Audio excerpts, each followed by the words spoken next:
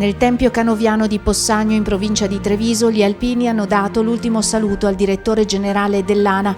Ciao Alfonsino, sarai sempre nel mio cuore, le parole del presidente Favero.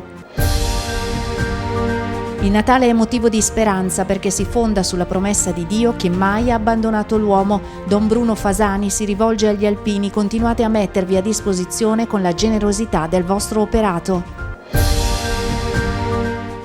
È visitabile fino alla prossima primavera a Trento, all'interno della Torre Vanga, la mostra del centenario della sezione Un secolo di impegno e solidarietà.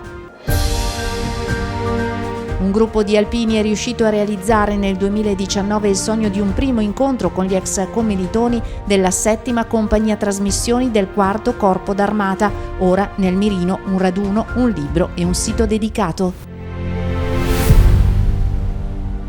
Lo hanno abbracciato idealmente gli alpini di tutta Italia per l'ultima volta nel Tempio Canoviano di Possagno, in provincia di Treviso, Alfonsino Ercole, da qualche mese direttore generale dell'Associazione Nazionale, presidente della sezione di Verona, sua città natale, tra il 1999 e il 2007, consigliere nazionale dal 2003 e poi vicepresidente nazionale vicario. Alfonsino è stato, ancor prima che alpino, un uomo dai profondi valori e dagli insegnamenti silenziosi.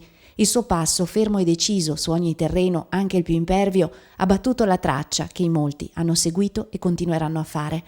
Monsignor Bruno Fasani, direttore della rivista L'Alpino, che ha presieduto la messa funebre, lo ha ricordato per la sua intelligenza e per la capacità di affrontare le situazioni più complesse, mentre i suoi alpini veronesi, insieme ai consiglieri nazionali e a presidente Favero, lo hanno accompagnato in simbolica cordata accanto al feretro verso il paradiso di Cantore. Caro Alfonsino, siamo qui per darti l'ultimo saluto in questo mondo, ma non ti dimenticheremo e terremo conto dei tuoi preziosi consigli e dei suggerimenti e sapremo fare tesoro dei tuoi insegnamenti, soprattutto nel rapporto tra di noi. Siamo certi che anche da lassù continuerai a guardare a noi con attenzione e benevolenza.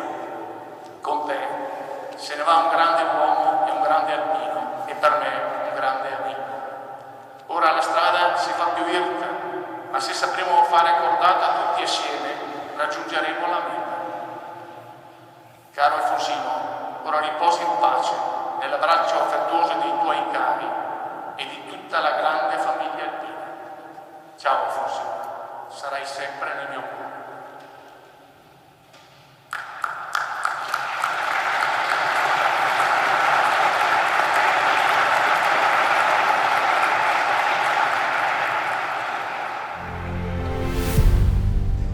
Vorrei che questi auguri raggiungessero tutte le sezioni, tutti i gruppi, tutti gli alpini nelle loro famiglie, con un caloroso buon Natale. Dirci buon Natale è forse l'augurio più cristiano che possiamo farci ed anche il più carico di responsabilità e di speranza. Di speranza prima di tutto perché è qua a ricordarci che un certo Gesù 2000 anni fa è venuto per affiancare l'uomo nelle sue tribolazioni, nelle sue fatiche, e Dio solo sa quanto in questo tempo avremmo bisogno di un aiuto straordinario per uscire dalla pandemia, ma anche da tanti altri virus dell'anima che tante volte colpiscono le nuove generazioni, la società in generale.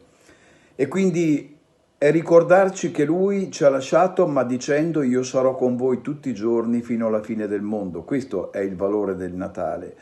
Poi dicevo c'è anche un valore grande perché lì sono le nostre radici e guardando al comportamento di Lui che noi abbiamo imparato cosa vuol dire la solidarietà, farsi prossimo agli altri, e questa solidarietà è quella forse che è più conosciuta dal mondo che ci apprezza, è forse l'omelia più importante che noi facciamo davanti a questo mondo spesso incredulo. E allora, cari amici, buon Natale nella speranza e soprattutto nella responsabilità di quello che ci propone. Con i suoi oltre 30 metri di altezza, Torre Vanga, edificio storico risalente al 1200, domina parte del centro di Trento, baluardo difensivo della zona occidentale della città prima, posto del Dazio poi, per anni carcere, con tanto di camera delle torture. Oggi la torre viene utilizzata come sede espositiva.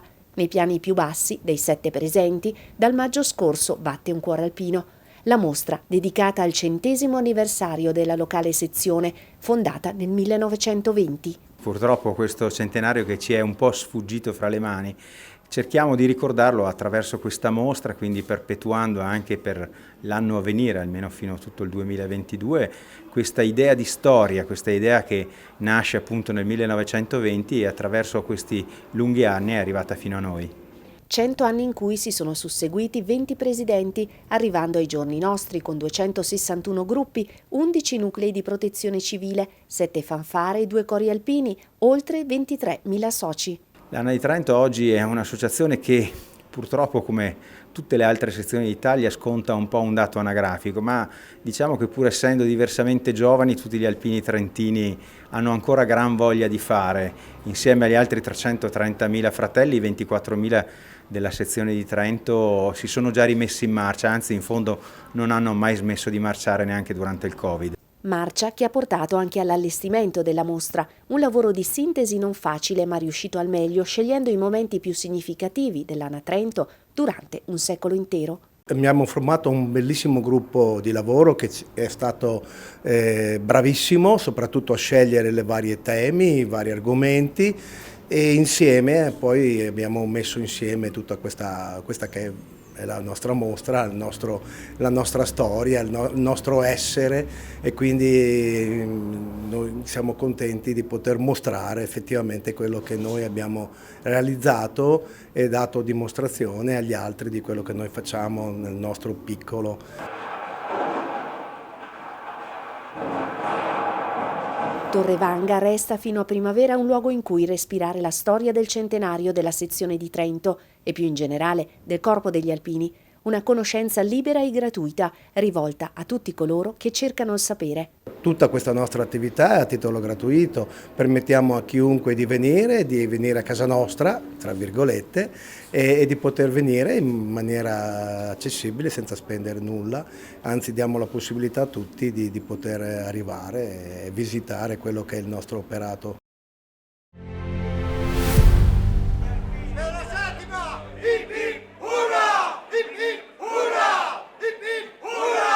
La 7ª compagnia trasmissioni del 4° Corpo d'Armata Alpino ha ritrovato idealmente casa a Bassano del Grappa grazie alla disponibilità della locale sezione e di un gruppo di ex commilitoni che si sono posti l'obiettivo, ad una trentina d'anni di distanza dallo scioglimento della 7ª, avvenuto l'8 agosto del 92, di ritrovarsi per un primo incontro.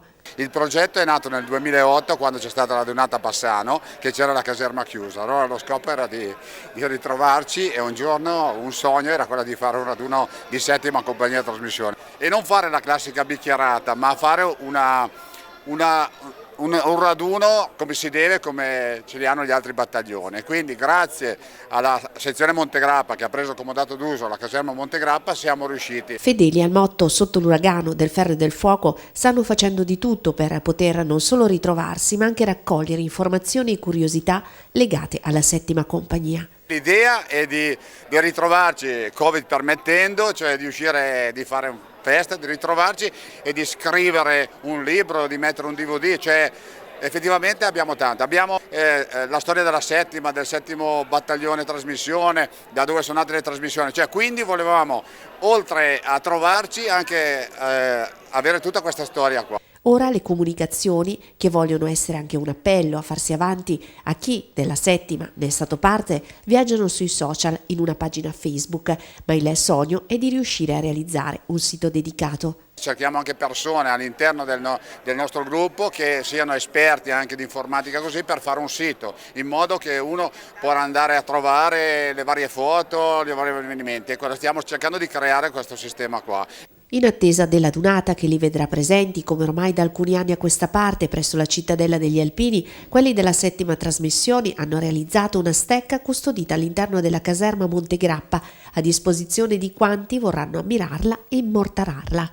Di solito prima, quando la caserma era chiusa, si arrivava in caserma Montegrappa si faceva la foto di fuori, però grazie alla sezione Montegrappa, a cui io devo tanto, al grande amico Giuseppe Rugolo che è presidente, siamo riusciti a stare dentro e a vivere questa roba qua, e quindi chi vuole venire a Bassano a vedere la caserma e anche fare due passi c'è la possibilità di farsi dare le chiavi, sentire la sezione Montegrappa che diciamo fa fare il partner con noi, che ci può dare una mano e rivivere quei bei momenti della nostra gioventù.